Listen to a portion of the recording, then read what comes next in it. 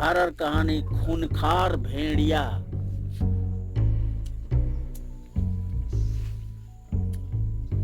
लेखक आनंद जलालपुरी आनंद कुमार सिंह।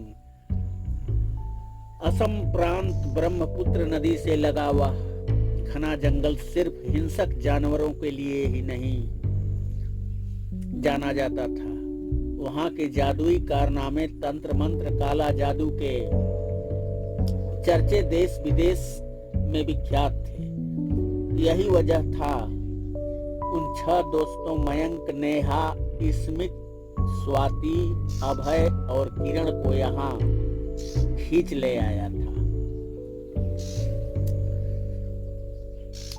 और उन्हें आसाम का यह मायावी जंगल अपनी तरफ आकर्षित करने लगा था।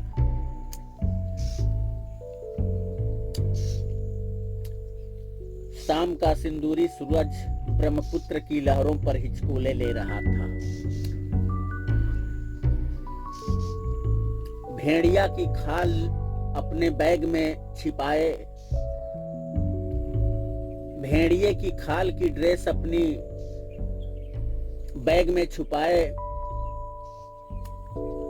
मयंक सबको डराने के लिए तो लाया था, लेकिन कौन जानता था कि ये भेड़िया खाल एक दिन इन्हीं दोस्तों में से किसी की पोशाक बन जाएगी और वो बहरूपिया बन करके बारी बारी इन सब का कत्ल करेगा।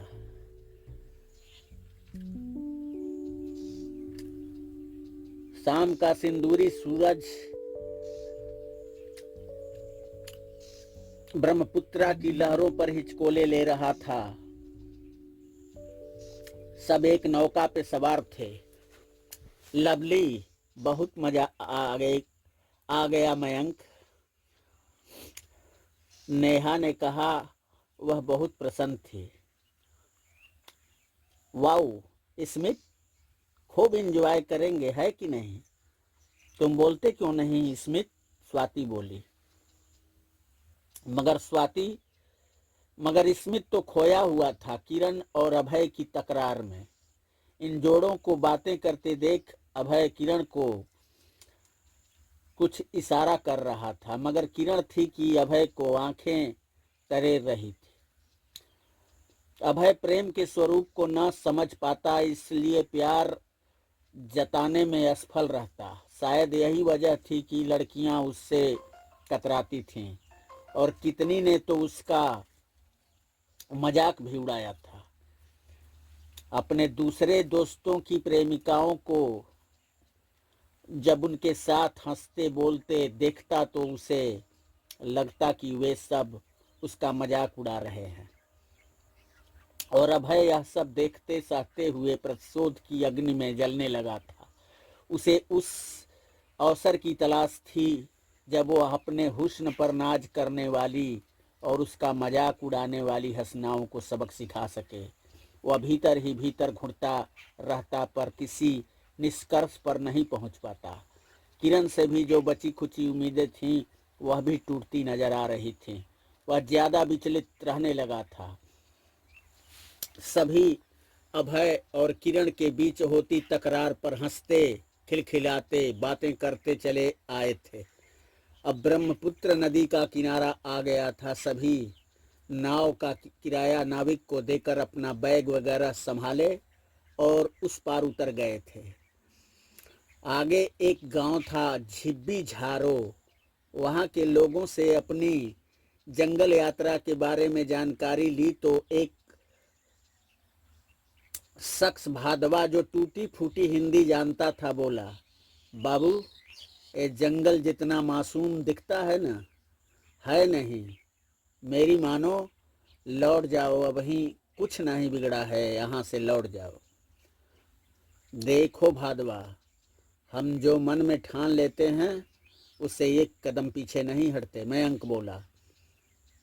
वो तो ठीक कहत हो बाबूजी, मगर जंगली जानवर, यह कहते हुए भादवा के चेहरे पर हवाइयां उड़ने लगी थीं। भादवा घबराओ नहीं, हमारे पास गन्स हैं। गर्मी की छुट्टियां आखिर एक जगह बैठे तो नहीं कटती। बोरिंग हो रहे थे वहाँ हॉस्टल में, सो चले आए जंगलात की सैर करने। अबे बताओ, तुम हमें रास्ता दिखा सकते हो? कीमत जो तुम चाहो हम देने के लिए तैयार हैं। ठीक है बाबूजी, पर दिन से शुरू करते हैं। आज की रात आप सब इसी गांव में गुजार लें। नहीं भादवा, आज की रात ही हम जंगल में आज की रात हम जंगल में गुजारेंगे। अभय बोला, जो हुक्म सरकार। भादवा, गांव से बस 5 किलो आटा, तेल, मसाले और 4 पत्ते अंडे ले लो। मयंक ने 500 के 2 नोट भादवा को थमा दिए। सारा सामान भादवा एक झोले में रखा और सबको लेकर जंगल में दाखिल हो गया। अंधेरा काफी हो चला था, सबने सर्च लाइट जला ली। अभी वह टार्च के प्रकाश में आगे बढ़ ही रहे थे कि भेड़ियों का झुंड बड़ी तीव्र गति से गुर्राहटे मारता उनके आगे से निकल गया था।